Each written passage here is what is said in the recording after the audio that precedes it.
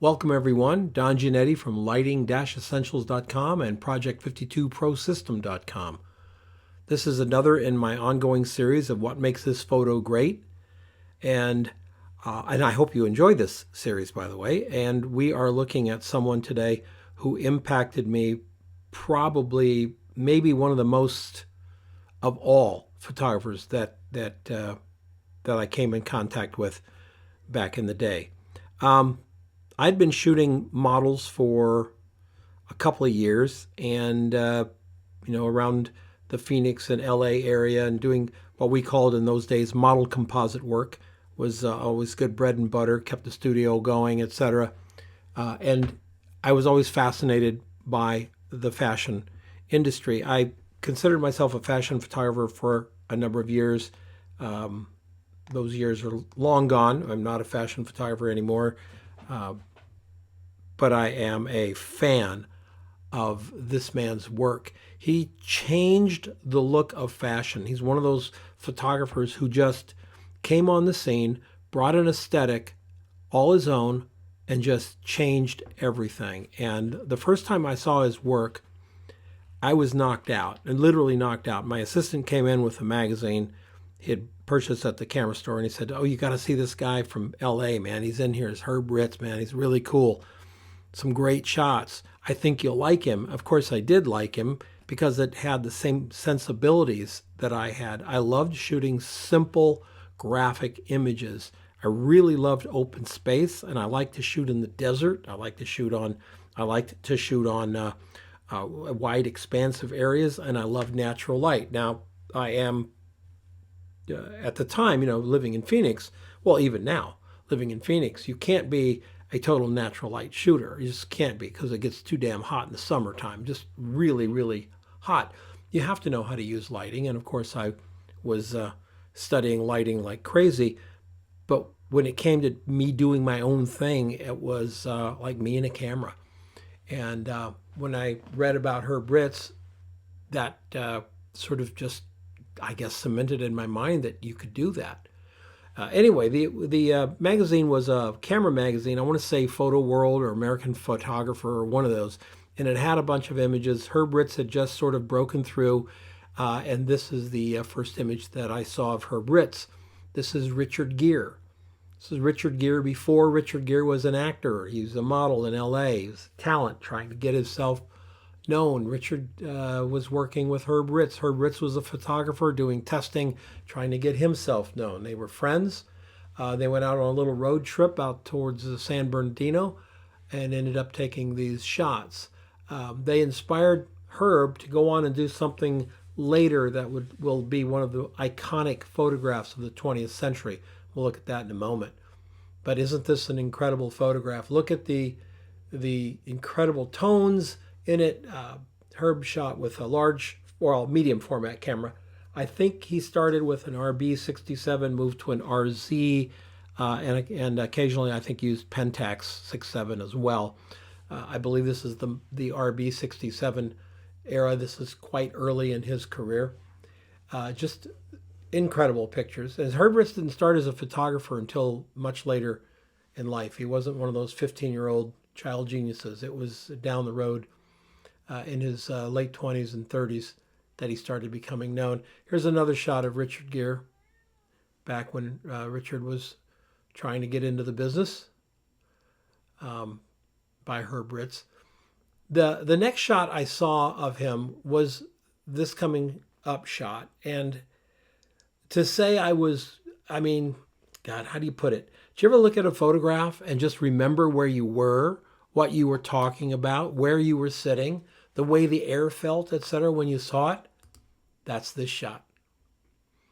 And it went on to become probably one of his most iconic shots. But I guess if you think about it, Herb has maybe 24 iconic shots. They even said that Herb defined the LA style. Herb defined the LA style for the decade of the 80s, and I don't doubt it. I love this shot, and I love what Herb does with it. I mean, look at the symmetry. Now, this is, again, What I love about someone else's photography is probably why I shoot that style myself, if you understand what I'm saying. I am this kind of photographer. I put my subjects in the middle of the frame. I love the graphic utility of that centered. I like the stuff around it to drive it in. Look at the tires leaning towards Fred here. This is Fred Ward, a model. Look at the tires leaning forward. Look at the symmetry of the body, the arms coming out, the tires coming out, the slightly twisted torso.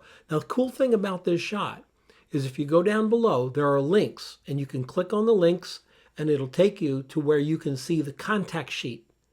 You can see the 8 or 10 shots that Herb did as he was working his way towards this photograph.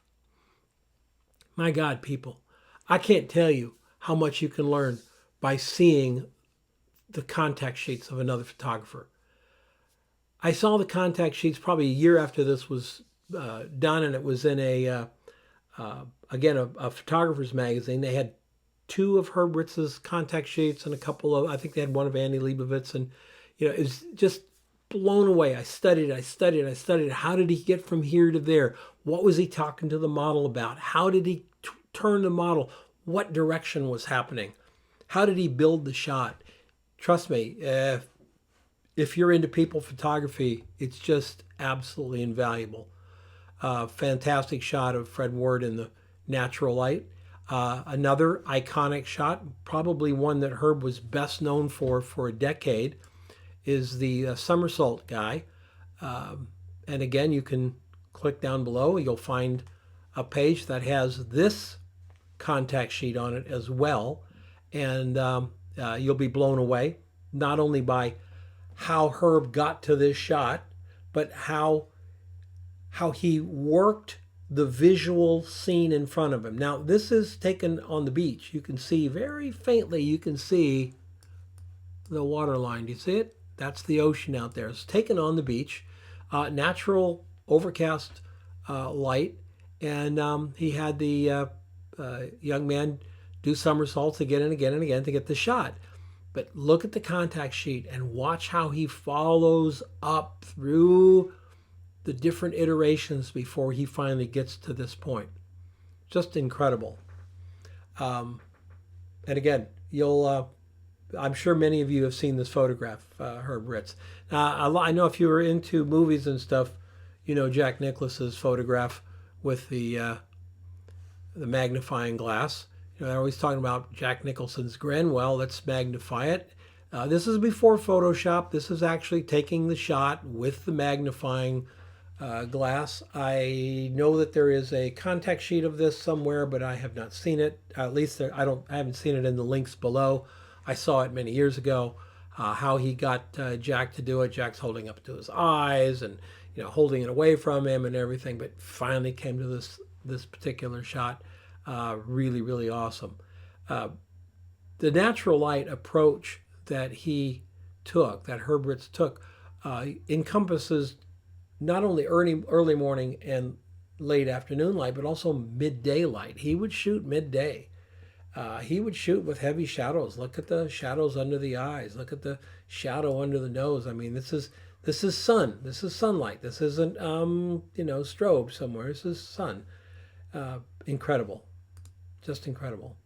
The cover of LA Style, which is one of his books, and I hope it's available. There's a link down below. I hope it's still available if you can get it. If you can't, there's a YouTube video where someone actually takes the time to flip through it, and you can see all the images. Just be sitting down when you do, because they're amazing, just simply amazing. This shot taken out in the desert, one of his favorite places to shoot was the desert. You can see the horizon line out there. This is a dry lake bed, a little bit east of LA, out past Palm Springs, that area. He'd go out to this dry lake bed and shoot and take models and do stuff for his portfolio, do jobs out there. He just really loved that wide open space. Incredible shot. Look at the, I guess this is like a canopy or something that, they brought it down, put the circle, let the canopy throw a shadow over the model's face. So we've got, this very interesting, strange apparition in front of us. But look at the graphics. It's so perfect. Again, she's dead center. Again, we have dead center top to bottom as well, do we? Well, pretty darn close. We have that perfect horizon line cutting right in at the knee, pushing her up into the sky. Just great. Just great shot. I saw this shot, next one here, this one, in I believe I want to say Vogue, but it could have been Harper's Bazaar or any of the number of publications that he shot for. I saw this, and I went crazy trying to find a waterfall here in Arizona. Finally found one at a resort, and was told I did not have permission to shoot there, so I rented a room there. Had a model come join me and shot there. When they tried to tell me I couldn't shoot there, I told them it was a friend of mine, and I showed him my room key, and I got to do my pictures. So, God, it was an expensive hotel room too. I think I paid $200 for it. This was back in the mid '80s. But anyway, I had to get it. Mine did not turn out like Herb's did. The waterfall was too thick and the light didn't work. But I gave it a shot. I wouldn't hesitate to rip off Herb Ritts and try to find out what he's done, and I just loved it. Black and white. You notice all of his work is in black and white. My interest in black and white has never waned. I love it. And right now, currently, I'm looking into turning one of my printers into a black and white printer, just to do black and white. It's predominantly the film that I shoot is black and white.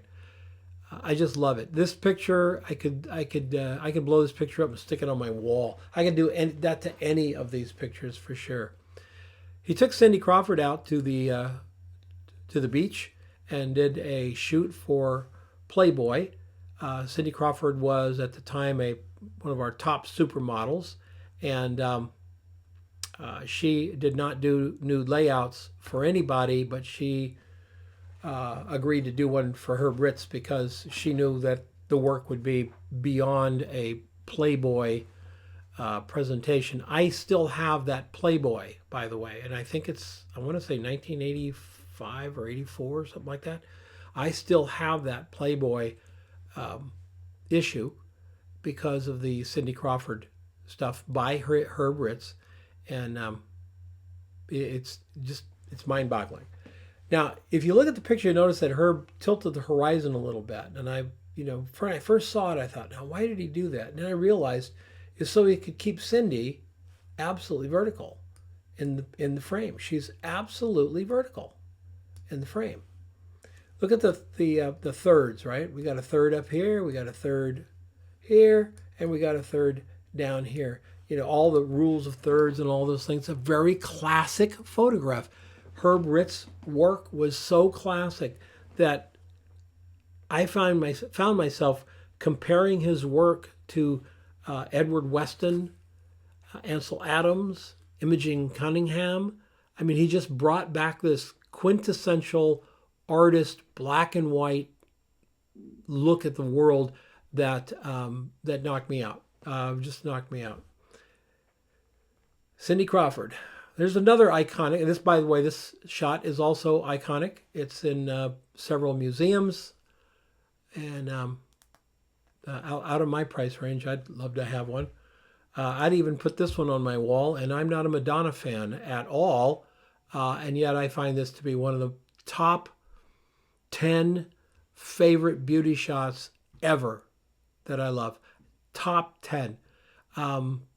Herb probably has 3 spots in the top 10. Peter Lindbergh has 3 spots in the top 10. But this one, taken in the alley behind his studio, just has that perfect. Look at the vertical line right up the center of the picture.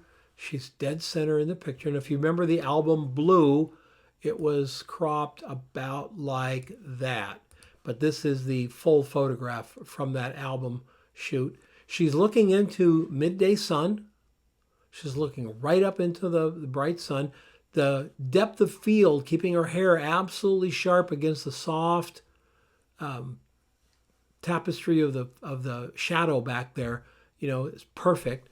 I love the fact that he keeps this part of her face right up against dark. Do you see there's dark back there? And remember, this is not photoshopped in, folks. This is Herb's brain going that fast, making these shots. And then brings her front of her body, her chin, her neck, her shoulder, and her chest right up against this white area, this piece of the wall in the alley behind the studio, and just sets her off. So we have, like a third there, a third here, and a third here. Vertically and horizontally, we have a third here, we have a third here, and we have a third with the black jacket down there, which I don't believe was used on the album cover at all. It was just the shoulders. But what a stunning photograph. And like I say, I'm not a Madonna fan, but I'd put this on my wall because it just blows me away. This one I actually did take the picture from, I believe it was Andy Warhol. I think it was the Andy Warhol interview thing. And he did this for Andy. If I'm wrong, then it's a fashion shoot or something. But it was a portrait, and someone said, let's put this octopus or squid or whatever on his head. And the model, being a good sport, said, yeah, what the heck? Did it. And to me, it's quintessential Herb Ritts.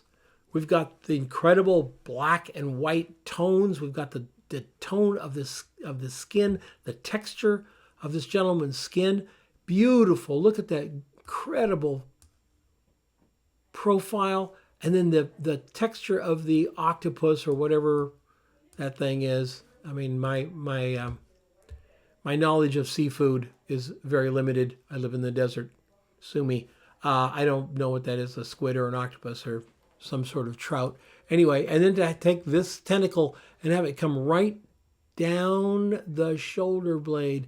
That's that whimsical idea, that concept thing that Herb could just bring to a shoot. I mean, just the simplest of things. It's a man and an octopus. That's it. It's a man and an octopus. It's a woman in a black jacket. It's Cindy in a black bikini bottom. It's a girl in a waterfall. It's a model and a black cape. It's an actor with a magnifying glass. It's a guy doing a somersault. It's a guy holding tires. The simplicity.